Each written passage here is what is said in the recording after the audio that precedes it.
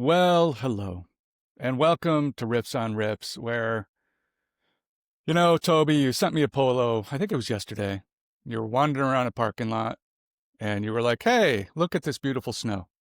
And you neglected to tell me that up in your state in Michigan, that said snow was coming down here to my state of Ohio. And so 2 days ago, it was 60 degrees outside. It was beautiful. Yesterday was solid 45. So you can imagine my surprise when I woke up this morning to about Mm, 4 inches of snow. And I said, where did this come from? mm. And it made me think of one thing, Toby. What's that? I need to move and probably somewhere south and somewhere warm. So I think I'm choosing Texas. Man, it is so good of you to say that. Riff Nation, today the song that we are reviewing is a song by Miss Ella Langley, and the song is called Choosin Texas. It is Seems like she's making good choices. I think she is, man. I want to Actually, the say song that would she's indicate otherwise, the but yeah, song would indicate otherwise. You know what though? It's not about her busting out the windows of some dude's car. it's true. It's not Not yet. about tearing out the seats. She's just watching it all happen She's right watching now. it So happen. She's sipping on some Jack, and she's like, you know what? I should have known. She's actually put. You know what? She's actually it's a mature take. Or you know what? Let's back up. Let's sure, back up. sure. Riff Nation, this is something that we don't normally do, but it's a country song, and we don't review a lot of country songs. We have done Yeah. a couple in the past. I feel like But we sprinkle them in. We are equal opportunity reviewers. I think so. I think that's a good take. But we were looking for something that was hot on the Billboard charts, and This is hot. also say it again. This is hot. It's hot. Yeah, this is doing it. And when you listen to it, you understand why. We had our choice of listening to songs, and we're like, okay, which song are we going to do? Which song are we going to do? And I'm just looking through the charts, and I'm like, I know we just did the video or the episode with Big X Plug, and Ella is actually singing on one of his tracks, and I really like that track. And and to be fair, we didn't really like the album by Big X the Plug. We really didn't care for the album, but we said the country artists that he featured in his songs, they did their thing. They did their thing. Ella is no exception. I think I think her part in that song is great. Now, so it made me want to go and check out, her actual solo work. And this song came up, and I was like, okay, man, let's check it out. Let's check it out. And what caught me right off the bat is her voice. I think is just is it's not she's not diva level. I want to be clear, she's not diva level, but her voice partnered with the writing, and I think the writing really got my attention. I thought it was just a perfect combination. But I'm interested to hear what you thought about it. Love the song. To your point, the writing's good, and she co-wrote all the songs on her 2024 album "Hungover." Mm-hmm. So not a surprise that I'm assuming I didn't actually check, but I'm assuming she at least co-wrote this one. In fact, actually, I know she did because she was in a writing session with Miranda Miranda Lambert Lambert. and a couple other cats, and I just love this story. So I think we can all picture Miranda Lambert sitting around spinning a yarn about some crazy adventure, right? Right. Because she's had a couple, You think? and so she apparently was just telling some story, and Ella just made the comment, well, she's from Texas, I can tell, and everybody just kind of stopped and went, okay, I love when a phrase leads into a story, into a song, into what do we do with this, um, and they took it, they ran with it, and it's a great song. And I think what I enjoy about her, and we'll continue to break down over this episode, is this is not where pop country has moved to. This is more Hmm. of a pullback into kind of traditional country, Agreed. and that's why I like it, because it's not formulaic. Let me say this. Please. Country music is formulaic in the same way that the blues are formulaic. The song structure, like you're not going to get crazy, you know, it's a known quantity from the chord progressions to the vocal stylings to whatever. And so what makes those genres specifically hit you is the lyrics and the performance. And the lyrics are great, and the way, and if you can relate to the authenticity of the singer and just feel it in your bones, then it's like, oh, I'm not only listening to this story, I'm like, I'm in it. Hmm. And I think that's what she does with this song. I think in general, that's what she does with her music. And that's why I'm like, are we going to finally get back to this form of country? Because I think it's part of the reason why I stepped away from listening to country at all, because I Hmm. just kind of got tired of the formulas. And so I'm hoping that this is a return back to some grit and some like intensity and some authenticity. Unapologetically country is the way I look at it, and even down to the callbacks in this song. So there's a podcast called Cocaine and Rhinestones. Boy, That that's going back. it is going back. It is going back. Man, that dude is still. I Is he believe still doing it? he's still doing it. And anyway, so Riff Nation, if you have any interest in country music at all, and if you are And you have 40 hours of time to do deep literally, dives. literally some time on your hands, if you've got some windshield time, this is a great listen. The history of country music, Yeah. and that's what kind of like it connected things for me, and you start learning about other country artists and just the history of it. Man, listen. One thing I'll say is that country artists are just artists. And all of these artists, a lot of these artists back in the day were straight gangster. And I mean that with every little bit of sincerity in my mind. I'm talking about pulling guns out of boots. And Oh yeah. dude, they would do whatever. The stories are amazing. So like when you talked about Miranda, just spinning a yarn or whatever, I'm like, yeah, the stories are amazing because these are just people. These are just people. Now, when in her song, in Ella's song, and she mentions listening to Hank tunes, I'm like, you did not do that. Like that callback is that's fantastic. And then she says something else about there's another track called by George Strait, I think that she mentions as well. I think it's like the Amarillo or what have you. So she's doing something. She's part of this movement. I mean, I've seen this happen in hip hop it to a certain extent. We do have uh, some some acts from yesteryear that are now Mm. releasing new music. So we have Exhibit, Be Real from Cypress Hill. They have a new song out right now called Call the Cops, right? Really good Cypress track. Hill? Really? Yeah, yeah, dude. It's a good track. Really? The name of the group is Serial Killers or SK. But anyway, so they have a single out, which I really, really enjoy. But they're not trying to, quote unquote, keep up with these new kids. It's like, no, we know how we used to do it and we're still doing it that way. And some of these new kids are like, look, I'm not with all this stuff that's popular right now. I'm doing, I'm one of those throwback artists. And she's most definitely a throwback artist all the way up to and including the way that she performs. She mentioned in an interview that somebody was talking to her about, like, hey, man, good performance. In the future, you're probably going to want to like add out some auto tune on your voice, blah, blah. She's like, I'll never do that.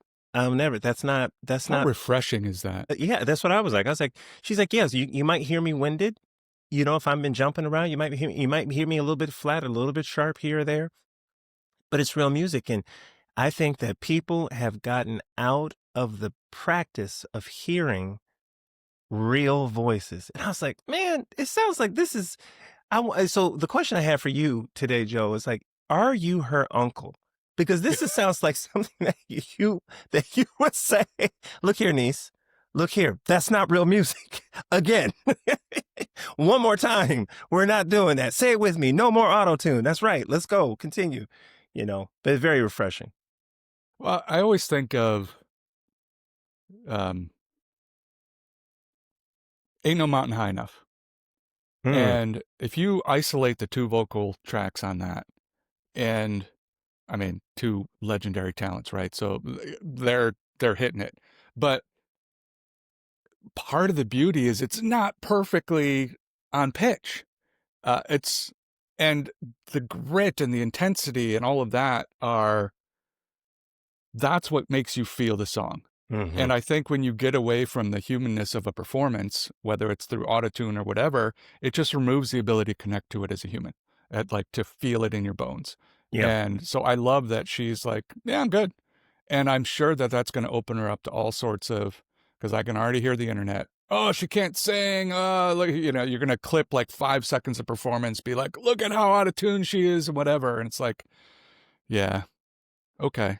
But look at the body of work and look at the sheer ability to pull this stuff off. Like, I'm not buying it. So, And but I think when you don't, you don't succumb or subscribe to the new wave, you have the ability, right, to actually pull in some of the old heads, right? And I think that that's what she's doing. I mean, we're men of a certain age, not necessarily country music enthusiasts, but we're liking it, and we're like, no. I think I can listen to that. In fact, I went back and listened to her 2024 album, not mhm, the whole thing, but I listened to a couple of tracks on there, and I'm like, um, there's one song, "Wasn't for the Wind," or yeah, "Weren't for the Wind," which is beautiful. mhm. It's a beautiful track, you know?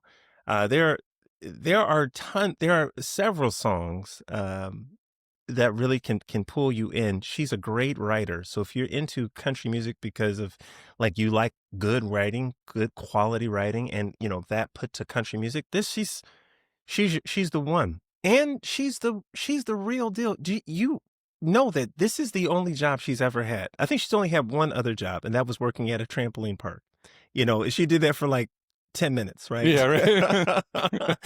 I mean, outside of that, this is the only job she had. This is you're talking about a very focused woman here. She majored in forestry. Right. So what's that tell you? Right? She's not part of the machine. She didn't say, I'm going to be a pop star, so I'm going to do all of the things and the social medias and whatever. And yeah, she went to Troy University and then transferred to Auburn and was like, I love forestry. Hell yes. Right? And then, picking up gigs on the side and playing out and basically living that student life and living that Yeah, performance life until at some point, I think she was 20 and she's like, all right, I'm going to Nashville. And, what do they say? It takes 10 years to make it in Nashville. And I think she did it in 3. So, you right, know, not an overnight success because that almost never happens, but right. put in the work. And to your point, was like uber focused. Like, this is what I'm going to do. This is what I have the passion for, and made it happen. So, Yeah, I think, you can definitely there's some artists that get discovered or they get deals and you're like, man, they had to know somebody, they did yeah, this, they did that, and whatever, nepotism or, this one, like, well, she deserved that. Like, whatever she gets, she deserved. Like, anyone that leaves college after 2 years and is just like, nope, I'm gonna move in was she makes a joke. She's like, yeah, I was living with 3 guys. My dad really loved that. yeah, When I moved right. to Nashville, my dad loved it. Uh-huh. But she's living with 2 other artists and the manager of one of those artists. And they just, hey, gig after gig. She said, I wake up every Monday, start email tons of clubs, trying to get more gigs. Yeah. And she said, I really wanted to learn how to write songs. So I went to Nashville so I could I'm like, makes sense to me. And it's paying off. So yeah, good on her. Well, Love that it's kind of interesting story. that you mentioned men of a certain age, right? So she's going to go on tour this summer, I think, with Eric Church, Hmm. and that is a man of a certain age and certainly a legend in the industry.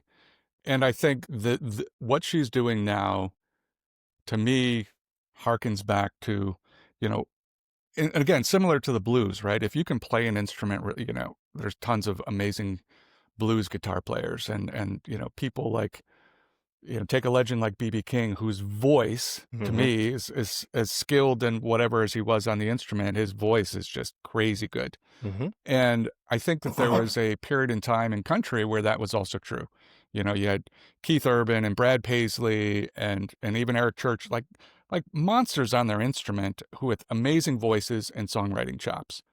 And I think, when I hear a guy like Eric Church saying, "Come open for me," because he's pretty locked down on he's gonna put on the bill, that to me is an indication of talent, recognizing talent and saying, "I wanna support somebody who's really authentically writing, honing their craft, performing in a way that is, seeps under people's skin." And so I think that this is a bridge, hopefully, from, a generation ago to kind of a new generation. And I do think that what is she, 26? Yeah. Born in '99, 26 years old.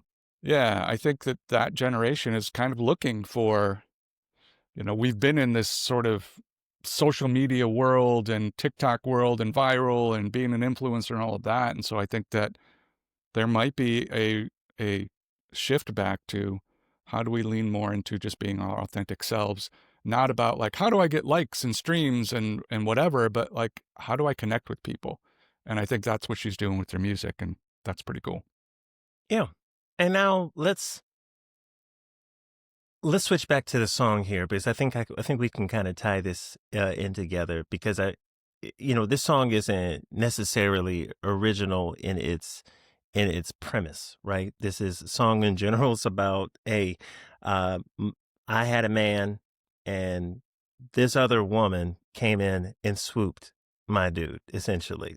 She got him and I feel dumb now because I should have been able to tell.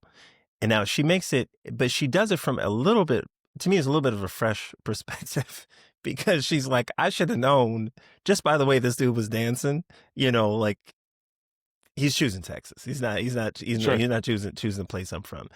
So I thought that was, I just thought it was really, really smart. But what I do like is the maturity. The video is not her, arguing with this man. It's I didn't see not, a video. I just saw a lyric video, but I yeah. didn't see like an official video for this anywhere. Yeah, well, I think the video that I saw, it's literally just her sitting at a bar, and Okay. there's a couple dancing behind her, and it did have the lyrics on it as well. So, I'm assuming this is the video because I'm like, why would Ella literally sit down and mouth the words to anything else? This got to be the video, right? And I like the maturity of that, of her not, just getting all like breaking glassware, throwing dishes and things like that. Like, we don't need to see all of that. It's like, look, this happened. I mean, she's looking at the camera like, can you believe this? Like, can you believe this? This is ridiculous, right? Sipping Jack by myself, blah, blah, blah, blah, blah. I enjoy it. I enjoy it. So I'm curious what you think the scene is here, Toby, because here's Hmm. what I'm envisioning: Oh, go ahead. that, she's from Tennessee in the song, and they end up somewhere. I don't know. Like in my head, this is the story I made up. They end up going back to his hometown somewhere. There's an old flame that shows up, and they're starting to, everybody's just hanging out, having drinks. Song comes on. He goes and starts dancing, and then he gets in his feels with this old flame, and she's sitting there watching this whole thing going, he's choosing Texas, right? Would you let that happen? Yes. Yeah. Because life's all about choices. Y- Exactly. You're Because now making you one. know. Yeah. Now you know. Now you know. Because if you're doing that while I'm there, what will you do when I'm not there? Because I can't be Yeah. with you all the time. Yeah. So if you're choosing Texas, fine. It's best to know it now. Yeah, best to know it now. Separate tabs on the bar bill. That's one thing I know right now. I'm pulling my card back immediately. Like, listen, listen. You Good got luck with somebody else to take care Texas. of that. Yeah. Choosing Texas, choosing Amex, over my PNC card. I can tell you that right now. Right now, listen, my Discover is closed. That's it. That's It's right. a wrap. Yeah, it's I've In a way, I mean, there are times, man, like I've been in we've all been in some bad dating situations. You all been in some bad situations. Like, man, why'd you do that? Why'd you do that? Stuff that you talk to your kids about. Like, you know what? If this ever happens, you don't blah blah blah, and your kids are looking at you like, Dad, that's oddly specific. That's so oddly specific.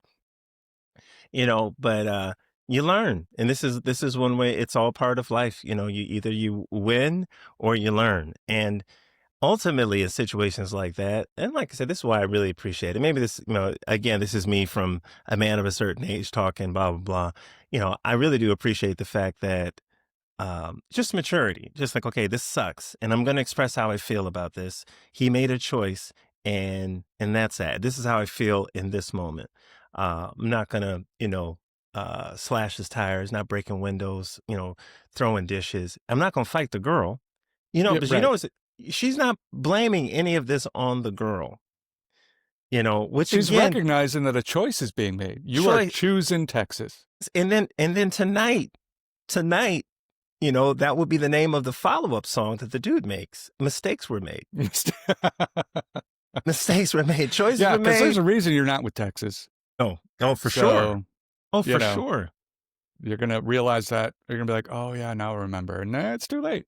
It is interesting that you say she's not slashing tires and all that, because I had that Hungover album just running through yesterday. So I don't remember the name of the song, but there is one specifically about how, if you're going to make these choices, you better be strong, because, there may be some tire slashing and some other things going on. So maybe Well, a couple days from now. that was the last album, to be fair. So I That's mean, true. we're assuming, That's true. Maybe we're she's assuming there's growth in between. I did listen to there's a couple tracks on there. The I Blame the Bar I thought yes. was pretty fun. Yeah. Hungover was fun too. I like that one. You Look Like You Love Me with Riley Green. I don't know if Mm-hmm. you heard that. I Man, did. And that if video, and yeah. dude, that is I enjoyed the throwback on that. Just talking through it, just like it's like, huh. Starting with just some, yeah, just Yeah. not Yeah. singing, just Yeah. some spoken word to kick off the song. And a woman who knows what she wants and not afraid of being forward. I mean, like, no, you know what? I've been drinking. You know what? You know what you look like to me? What is that sweet thing? You look like you love me. What? I was like, I appreciated it. I appreciated it. Um, there was a time where that line would have absolutely worked on me. There is, We're like, well, I wasn't. You know what? I think you're right. I think you're right. I think you're right. Thanks for that. I Thanks do. for that I don't prompt. even know your name, but yes, I do. Um, So, Toby, I don't know. I think you probably know this about me, that I have a a deep love for frogs for no apparent reason. yeah, Yeah, we discussed this. and I just was happy that, because when she was growing up, I mean, part of it is her love for music came from her grandfather, and Hmm. sitting around the piano, and he would he would play this song, "Frog Went a Courtin'." And I looked up this song, Toby. I listened to this song today, and I have so many questions, Oh my God. because the frog, he's first of all, I want to know what the day is, post tadpole, when a frog wakes up and says, "All right, I got to go find me a woman," and decides to go a courting, and then decides that he wants to find a mouse, and like everything, and then he's got to get permission from the rat dad, and depending on the version, there's people that meet their demise along the way. Like, this is an epic tale, Hmm. and so I think you know, at an early age, she must have really got a love for storytelling, just from the frog went a courting. Well, imagine, Joe. You know that she did, because I'm looking at the lyrics right now. It's the first time I've ever looked at them, and What? You've never done a deep dive into this old hey, Scottish song in the round? so Froggy Went a Courtin'. This is a song by Bob Dylan?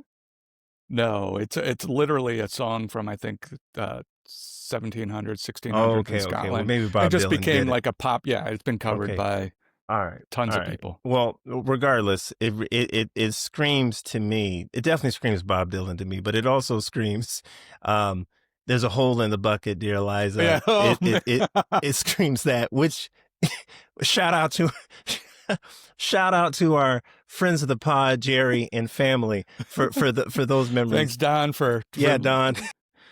making us listen to, oh my God, why can't I think of his name? Who's the singer? Harry Belafonte. Yeah, yeah, yeah, And yeah. what I forget her name too, but yes. Go look that one up, dear listeners.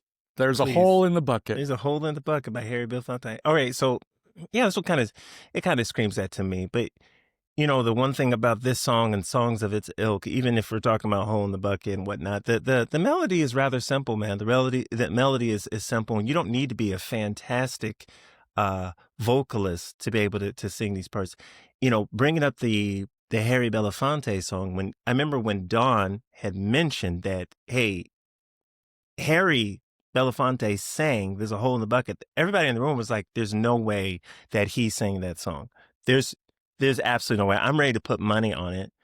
But Don's a better, so I'm like, "No, I'm not." Right. He's done this before. Yeah. This dude's a shark. Not doing that. And we looked it up, and yes, he has an amazing voice, but he kept it in the pocket because Uh-huh. the song and the lyrics are it. That's the highlight of it. And I feel like that's the same lane that Ella is trying to run in. She can. I don't think that the songs really show like complete range of her Hmm. voice. I don't. I think she's just sitting in the pocket because she wants these lyrics to sing. She wants these lyrics to really really connect. Um, so I appreciate it. I appreciate it. However she gets the message across. It's interesting. Well, I'm going to make a weird connection here. So back in the 80s, there was the pyrotechnics of guitar players who were just trying to one up each other with like flashier solos and whatever. And so every song had, verse, chorus, break for a solo, whatever. And then I think that's part of the backlash that came when grunge emerged. It was like, enough with that. Like, we don't need to show off. We just want to convey emotion with these songs. And so for a while there was none of that. There was no flashy guitar solos. I think there was a lot of great cats who could play, but they were in service to the song. Mhm. And I think that is the difference between, and this is absolutely no shade, but like a Christina Aguilera who's like, I'm literally diva voice. I'm going to show it off all the time. And that's what exists in, kind of that version of pop music versus what Ella's doing right now is carving out this lane of, could I do some of that stuff? Sure, but it doesn't serve the song. It's not the point. And so what Mhm. you were just saying about Harry, it's like he held back because he knew the story is the story. Like that's what you need to convey. You're almost acting out the song. And it doesn't need all of the, the runs and the chops and everything that go with it. And I think that's what she's doing. And I think that artistic choice goes such a long way. And I hope that more artists kind of lean into that. I do too. I do too. And I think she's got an old soul because to me, it's like the way that she sounds right now, I can see someone going through like the whole, doing everything, starting off one way and then going into, uh, you know, subscribing to some of the current day trends and then eventually like landing on like, you know what, we need to go back to that. I mean, if you look at hip hop, like particularly like Jay-Z, right? Jay-Z started off with Reasonable Doubt. He rhymed a certain way. Later on, was doing a lot of fast rapping on albums and on record. The Big Pimpin' song and Mm. this, that, and the third. And then, listen to his last couple of projects, like, 444. And it's just different. Hmm. Every word is just like he means every word. It's just like it's slower. It's not there's no verbal tricks. It's not nothing. It's like it's more content over anything. You even notice some MCs now, they've turned like there is no drum track. There is no Right. drum track. They've like cut that off. It's like, no, let's get back into the actual, the voice being considered an instrument, Hmm. So no soloing. So that's really interesting. You mentioned that about grunge. I never thought of that, but it makes sense. That angle makes sense because it really is a lot more lyrical. I feel grunge, like they really wanted to connect with the teens and the young people of that age. Man, this is how I'm feeling right now. You know, Jeremy spoke in class today, and Oof. like you know, Even Rooster or, Alice in all of that. Chains, It Smells Like Teen Spirit. Not Yeah, that you can understand the lyrics, but you feel the emotion. yeah, yeah. You feel it. There's I, something I, to that. I think there's an evolution from like with art in general as you progress in age and maturity. Um, I remember when I was in college, I took 7 million years of figure drawing. And eventually it was like, yeah, I can draw a human body, right? Like I can do that in my sleep and whatever. I remember when I was a kid and everybody was like, "Oh, Picasso's amazing." And I would look at his cubism stuff and I was like, "This looks like a 5-year-old like, you know, took out a crayon and started whatever." And I Mm, didn't get it. right. And it wasn't until I got older and I did some research on Picasso and I was like, "Oh man, that dude he's legit. Like he could have done anything." Hmm. And then he just decided he kind of discovered his own style and kind of embraced that. And it wasn't that he couldn't do realism. He could actually do it tremendously well Right. and just kind of moved. And it wasn't until I went through that experience myself where I'm like, I'm bored. And so my last year of figure drawing, I would just sit around and like, what else could I do that is not making this form look like it's supposed to look, but like is interesting to me or is playing with lines and shapes and whatever. And I think that's what happens in all the art forms is Hmm. you learn the instrument or you learn how to sing or whatever. And then there's this period of like, I've got to develop some facility on whatever that instrument is or whatever this is. Like, I've got to get good at this. And then once you develop some sort of baseline of skill, you're like, okay, now what? And that's when I think you start to figure out like, who am I and how do I want to convey that? And I think Ella, for being 26, she's put in the time already where I think that she's kind of sped up that process. And For she's sure. already gotten to the point where she's like, well, this is who I am. And this is how it's going to be. And I'm going to hold true to that. And I'm amazed that somebody so young has been able to figure that out already. She has an old soul, but I kind of harken back to that, Malcolm Gladwell and the But 10,000 yeah, hours. I yeah, guarantee you this young lady she's been on stage like a lot, and she knows what she wants to do. I think that there are just certain people that this is all that they've wanted to do. This is it. They haven't done anything else. She's got a warrior spirit. She's an artist, just through and through. Even with it's interesting. So during that interview, I was listening to her. Obviously, right now, I think it'd be understandable to have a certain amount of pressure right now. Like mm, you just this, you've been on tour. You got this one coming up. You got a hit single, Billboard. This song went platinum on the country Billboard charts. I mean, you're doing what you're supposed to be doing. You're in a very enviable position, especially at your age. sure. And there's this pressure because these are songs, you're actually making it for songs that you wrote or co-wrote. So there'd be a pressure to write more. She's actually, slowing down. She's like, yeah, I write a lot, or I can write, but I want to make sure that when I'm writing still reflects me. And, Mm-hmm. so I really respect that. She's just not coming out. She's not trying to, she's not trying to mail it in. And I think that she's at that point where she could almost mail it in. People are going to be at least curious to hear what Mm-hmm. she's got, Yeah, she's got a couple of hits already, so it's yeah. People are gonna um yeah. I want to circle back to the old artist coming out with new material, but not attempting to sound current. hmm And You want to talk about Nas, don't you? You want to talk about Nas right we're now? gonna save that You for want a to do different that? episode because I know you have thoughts. Um, but I'm fascinated by this because we were talking in the last episode or a couple episodes, whatever it was, about how AI is generating new stuff, and hmm it's pleasing to certain people because it's generating new content that sounds like old content from back in the day. I think you said, if Tupac was still alive, was making music, we can just have new Tupac songs ad infinitum through AI. Mhm. And there seems to be an appetite for that. And I'm curious if we're going to see more and more artists that have not really been relevant for the last decade or two or even longer say, hey, you know what? I have the opportunity. I still have that drive inside of me and that desire to create art. And maybe there's still an audience for it because the people who used to listen to it back in the day Mhm. are still listening to that stuff because, Mhm. I don't think tons of people kind of evolve. Um, so I'm just curious if we're going to see a surge in that. I I do. I do think there will be a surge in that for all those that are actually, able. So here's what I'll say. You know, Amusement parks are different for us at this age. You They're mean di- painful? Is that what you're saying? yeah, all of that. It is painful. Now you're paying a whole bunch of money to go with your family, and you might go on one ride, okay?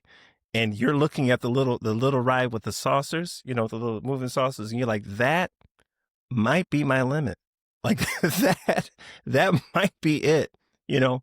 Um, and at this on these events, but the reason why you win is because it's the time with the family. The reason why you win is because there's certain things that you can get only at fairs and carnivals, like Sure. funnel cakes, right? This is the only time you're going to be able to get cotton Yes. candy. So going there is going to feel similar, but it's different.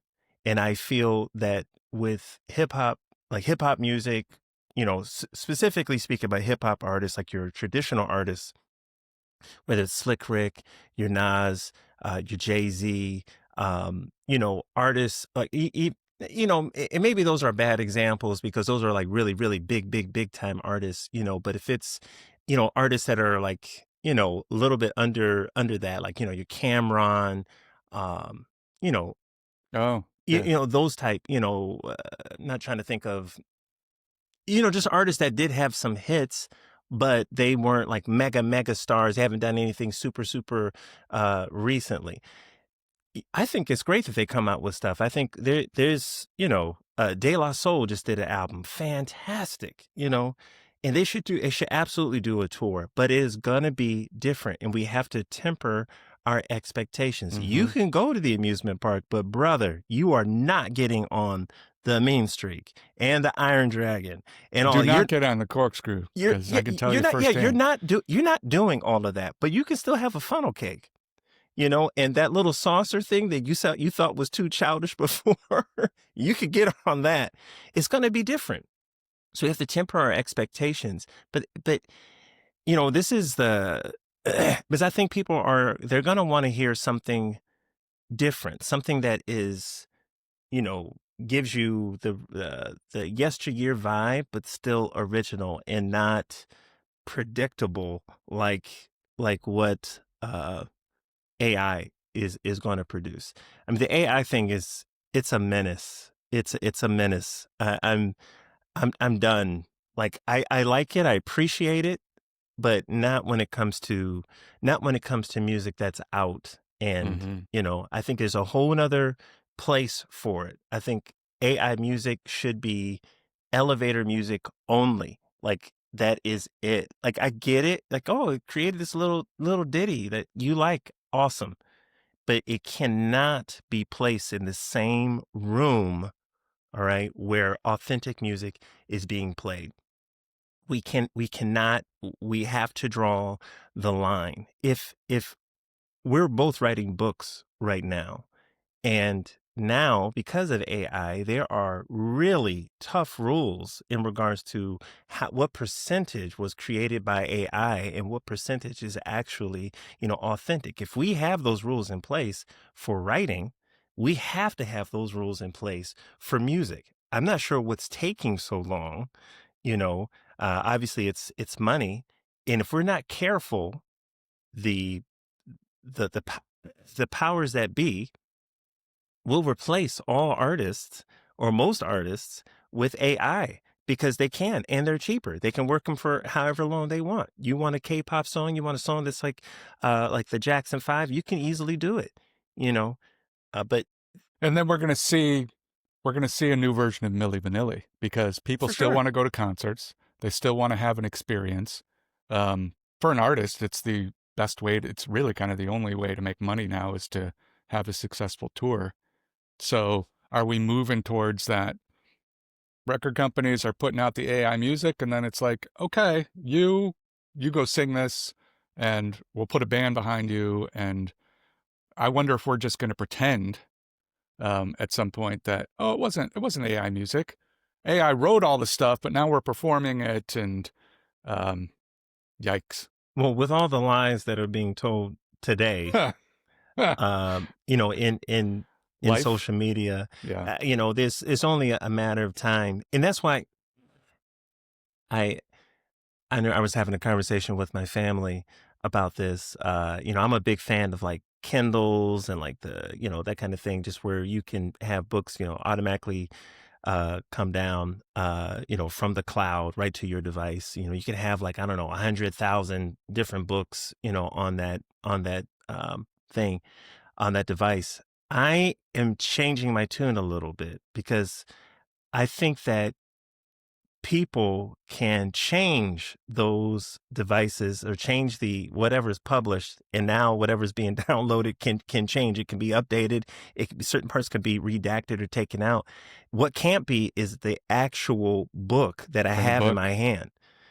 So I'm changing, out of that, but I'm trying to think long term. Like, no, if you look at it, like it's almost like a Bible. It's like, no, this is the Bible that I have. It literally said This was the this. time that it was translated at this period, Yeah. and whatever. Yeah, Right. And now we're just getting all these future iterations. And, we're talking about music, but which is just a part of culture. And, I really want to make sure that we preserve culture, because I these singers, these artists, these writers, these actors, actresses, all of that. AI is threatening all of that. It's threatening all of that culture, and these are the modern day griots. In my opinion, like, these are the story teachers. This is the storytellers. If we don't preserve them, then we're in trouble. I mean, we're already in trouble, but it will get worse. So we gotta, and here's, and I guess making all these statements, I know what some people that are listening to this are probably asking, well, Toby, what do you want? What do you want us to do about it? What do we want? I'm just one person. I'm sitting at home. I have a regular job, a regular 9 to 5. I Um, like my AI music. Leave right. me alone. Here's what I'll say. Don't put any money into that. Mm. Don't put any money into that, because the powers that be are going to go where the money goes. Don't put any money into that. Don't listen to that. Just take that off. I know it's hard, but so is going to work, and you do that every day. So let's just separate ourselves from all of that. Don't give that any flame. Don't share that music with any of your friends, that AI stuff. Don't share it with anybody.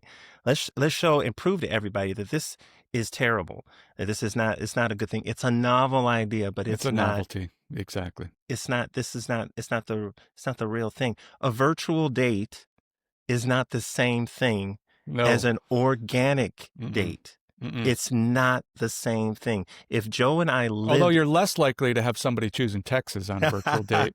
well, not that you know of. Shoot, you you You got you're two sitting. screens open. Look, hey, Joe, you could be on a Zoom by yourself. You have no idea, That's So, true. That's also true. so if you and I, if we had a choice, our preference would be to record in the same room. Absolutely. Yeah. In the same room. We're doing this because this is the best, that we Yeah. can do. I know. I'm gonna get off the pulpit. I've been preaching No, for I a love while, it. but And now I understand why you are a lover of first edition books, yeah. because it's like that was the chronicle of that time. It's funny, I love library book sales, and so I Yeah. just I just have way too many books, and I have no apologies for that. I will continue. I can't wait for library book sale season to start again this year. But I was randomly, because this is part of the fun. It's sort of the fun of going to an actual library, is picked up this book and I found it on my shelf yesterday. I was like, what is this? And I think it was like kirigami is what it's called, but it's like, it's not paper folding, it's like paper cutting and whatever. And I just opened this book and I think it's from the 80s because one of the things you could make was a floppy disk holder. And I was like, okay. But I spent, 15 minutes just looking through this and could I YouTube this and figure out how to do this stuff and whatever? Yeah. Of course, I'm sure that there's amazing videos out there, but there's a mind brain, there's a connection that happens when you're flipping pages and you're kind of going back and forth and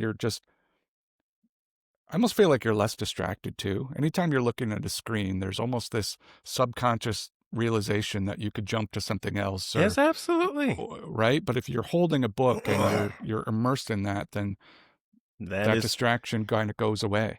that is why in 26, if people want a change, a lot of people they want change. There's a reason why, resolutions are so popular this time of year.